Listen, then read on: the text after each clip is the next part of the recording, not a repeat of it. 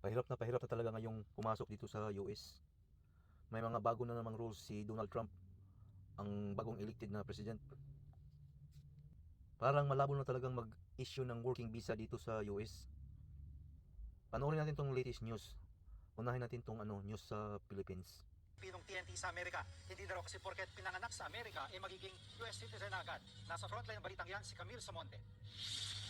Kontrobersyal ang bagong executive order ni US President Donald Trump tungkol sa birthright citizenship. Sa ilalim ng 14th Amendment ng Konstitusyon ng Amerika, lahat ng ipinanganak sa Amerika ay ituturing nilang citizen o mamamayan. Pero kinontra yan ng bagong kautosan ni Trump kung saan nakasaad na hindi porket pinanganak sa Amerika is citizen na agad-agad. Sa kanyang EO, hindi bibigyan ng US citizenship ang anak kung una, ang nanay ay iligal na nakapasok sa Amerika at ang ama ay hindi American citizen o permanent resident. At pangalawa, kung ang nanay ay temporary lang ang pananatili sa Amerika at ang ama ay hindi American citizen o permanent resident. Sa madaling sabi, American citizen lang ang ipapanganak kung ang isa sa kanyang mga magulang ay US citizen at kikilalanin niya ang bata. Pinag-agresibo niyang kampanya laban sa mga illegal immigrants sa Amerika. Sisimulan na nga ang mass deportation sa abot sa 14 na milyong illegal immigrants. Pihadong maraming Pilipino ang tatamaan niyan. Kaya paalala ng National Federation of Filipino-American Association, isecure na ang mga dokumentong maaaring ipakita sakaling questionin ang kanilang immigration status. Paulit-ulit na rin pinaalala ng Department of Foreign Affairs na umuwi na ng Pilipinas ang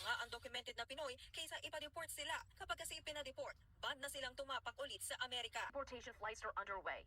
White House Press Secretary Caroline Leavitt posting these photos of migrants boarding planes. Writing in part, quote, the administration deported hundreds of illegal immigrant criminals via military aircraft. Marami na na-deport.